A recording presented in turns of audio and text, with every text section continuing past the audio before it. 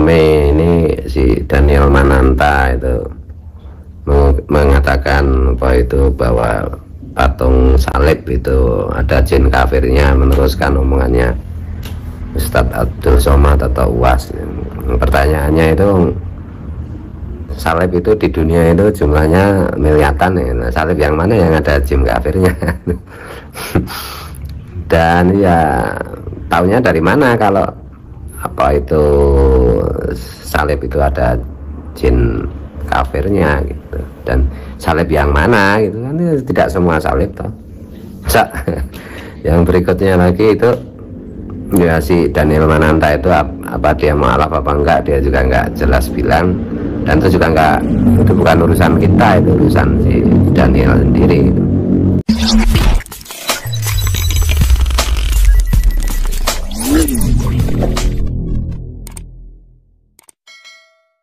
Bismillahi walibni waruhil kudus al-ilahul wahid, demi nama Bapa, Putra, dan Rohul Kudus ketiganya yang esa, amin. Shalom sahabat yang dikasih oleh Tuhan, berjumpa kembali dengan saya di channel ini. Terima kasih telah mendukung perkembangan channel ini dengan cara subscribe, memberi like, sehingga video di channel ini direkomendasikan oleh YouTube untuk menjangkau banyak orang. Tentu teman-teman boleh memberikan komentar dan dukung saya dengan cara men-share video dari channel ini di berbagai media teman-teman, sehingga ada banyak orang yang mendapatkan informasi dan kebenaran yang disampaikan melalui channel ini.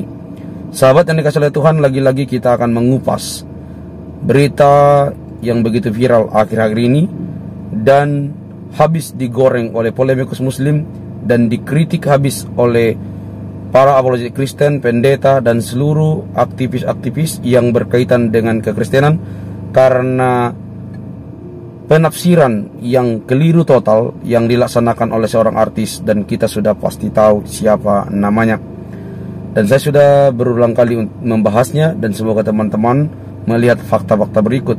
Karena berita bohong, berita tidak benar, penafsiran yang salah apabila tidak dibantah, maka itu akan menjadi konsumsi yang empuk untuk menyalahpahami, untuk menyalahi sebuah kitab, apalagi yang bukan kitabnya sendiri. Misalnya Daniel Mananta menafsirkan Alkitab dan menyetujui perkataan Abdul Somad, itu begitu liar, dan itu makin jadi ketika Daniel seorang public figure dan didengar oleh banyak orang, maka pengertian yang salah itu akan diterima sebuah kebenaran, dan itu tidak boleh terjadi.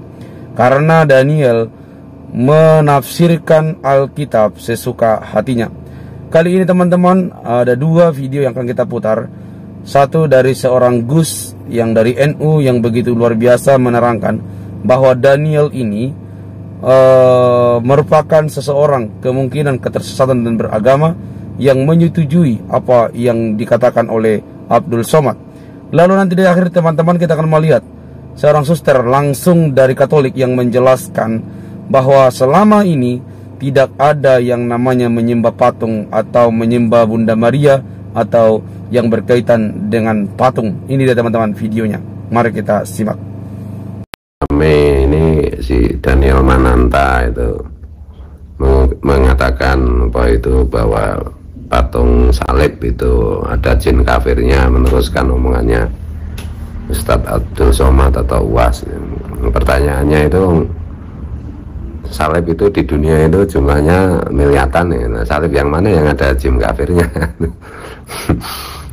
Dan ya taunya dari mana kalau itu salib itu ada jin kafirnya gitu. Dan salib yang mana gitu kan, tidak semua salib toh.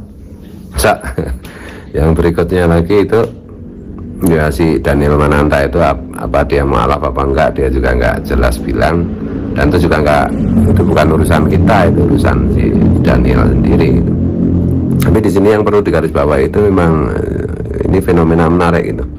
Jadi itu orang Indonesia itu kan memang homo religius ya, memang dari sononya itu given itu memang serius dalam soal beragama. Cuma masalahnya itu sekarang akhir-akhir ini itu ada ketersesatan di dalam pemahaman apa yang disebut dengan beragama gitu loh.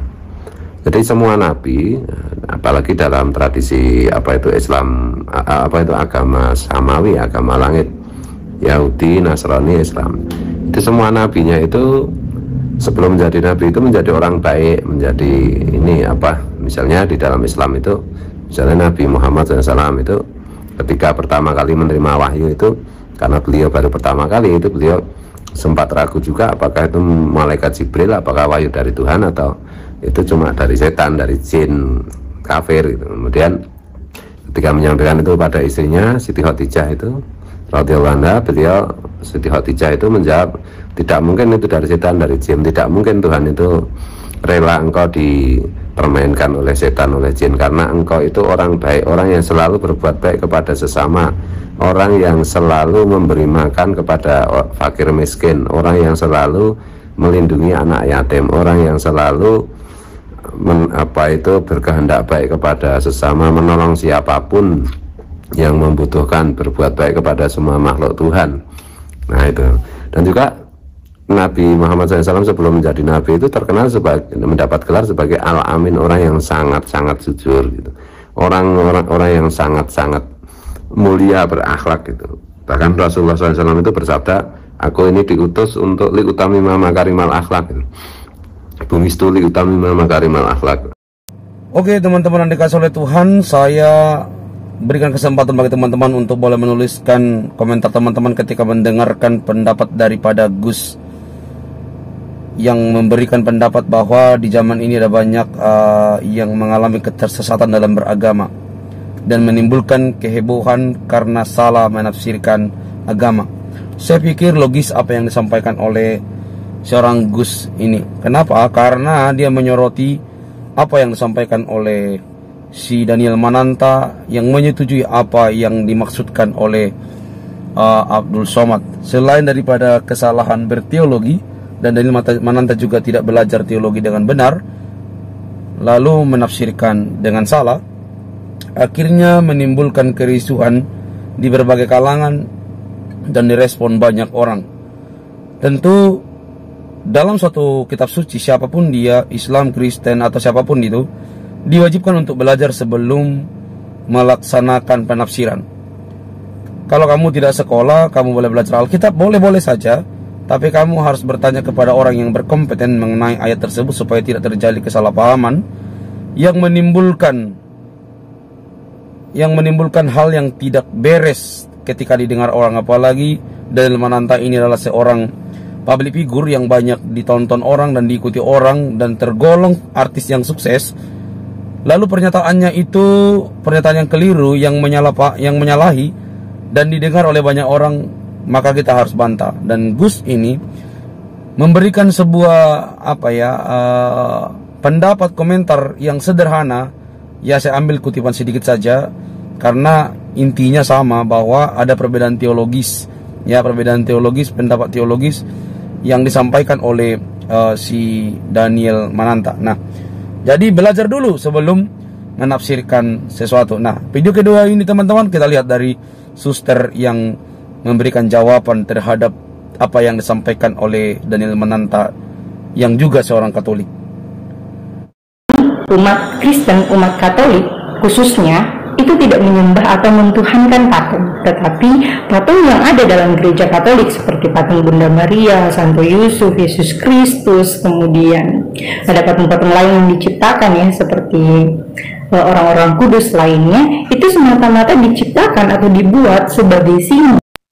Beberapa waktu ini saya mendengar ya, tidak hanya mendengar tapi melihat juga mengenai pernyataan ya, sebuah video pernyataan dari seorang public figure yang saya kira dia orang yang cukup beriman juga, karena dari beberapa podcastnya dia ya sangat menarik. Dia mencoba menggali pengalaman rohani ya dari beberapa orang. Nah, dia membahas tentang unclean spirit dalam patung yang disembah oleh pengikut Kristus, orang Kristen ya. Kebetulan di belakang saya ada patung Maria. Nah, saya ingin meluruskan atau menambahkan sedikit. Saya kira para tokoh agama, para romo, lalu ada beberapa umat juga yang sudah mencoba untuk meluruskan hal itu. Saya kira itu sudah cukup baik dan sudah cukup mendalam. Sekali lagi saya tekankan ya dari pendalaman mereka bahwa kami umat Kristen, umat Katolik khususnya, itu tidak menyembah atau mentuhankan patung, tetapi patung yang ada dalam gereja Katolik seperti patung Bunda Maria, Santo Yusuf, Yesus Kristus, kemudian ada patung-patung lain yang diciptakan ya seperti orang-orang kudus lainnya, itu semata-mata diciptakan atau dibuat sebagai simbol ya, digarisbawahi simbol atau sarana untuk mendekatkan umat beriman kepada Tuhan sendiri ya.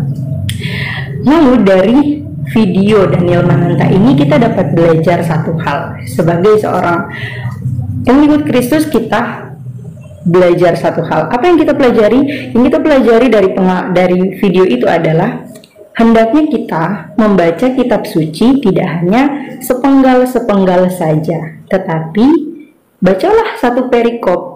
Kitab Yesaya itu mau berbicara tentang apa sih?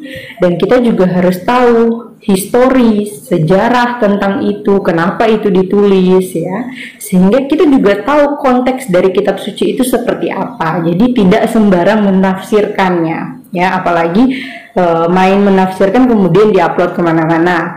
Jika Anda tidak mengerti atau ada yang menggelitik hati Anda untuk bertanya-tanya mengenai kutipan-kutipan ayat ya, Anda boleh bertanya kepada romo, kepada pendeta, kepada tokoh agama yang sekiranya kita semua sudah tahu bahwa mereka sungguh-sungguh mendalami bahkan belajar tentang kitab suci itu sendiri.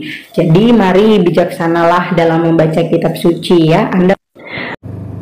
Nah, teman-teman sudah menyimak apa yang disampaikan oleh suster ini, dan teman-teman boleh memberikan komentar kembali apa pendapat teman-teman. Yang pastinya tidak ada satu gereja yang menyembah patung. Tidak ada satu gereja atau pribadi, romo, pendeta atau siapapun yang menyembah patung ataupun salib. Lantas yang mana yang harus kita ikuti? Tentu Daniel Mananta keliru. Yang jelas tidak ada kekristenan menyembah patung. Kalaupun ada patung di gereja, ada salib di gereja, itu hanya simbol pengingat dan juga penghias gereja, tidak untuk disembah, karena yang disembah hanya Tuhan Yesus Kristus, tidak ada yang lain.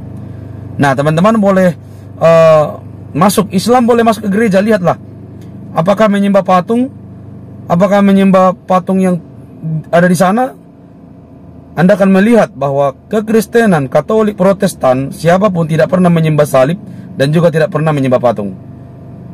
Dan saya setuju apa yang dikatakan oleh Gus dan juga suster ini, untuk membuktikan itu menjadi jin kafir atau apapun apa gitu ya. Sehingga Anda ini begitu gampang sekali mengkafir-kafirkan atau menyatakan hal yang negatif terhadap keyakinan orang lain. Anda harus punya bukti untuk membuktikan patung yang mana yang punya jin. Itu supaya tidak salah memahami atau disalahpahami teman-teman ya. Jadi saya pikir kita harus meletakkan sesuatu itu pada porsinya, dan kalau kita tidak paham wajib belajar, memahami dan bertanya lebih banyak sebelum kita salah memahami. Apalagi kita yang namanya public figure, salah sedikit maka orang yang mengagumi kita bisa juga mengikuti dan juga mencibir dan menilai kita asal-asalan. Nah, teman-teman, semoga dari Daniel ini kita belajar supaya tidak melakukan kesalahan yang sama, bahkan melakukan perkataan-perkataan yang seenaknya tanpa berpikir terlebih dahulu. Ya, sampai di sini video saya teman-teman. Ingat bahwa kekristenan tidak pernah menyembah salib atau apalagi patung seperti yang dituduhkan oleh Abdul Somad dan juga si Daniel Mananta yang menyetujui pernyataan Abdul Somad. Jangan lupa untuk mendukung saya, subscribe, comment, share, like. Sampai ketemu di video selanjutnya. Bye-bye.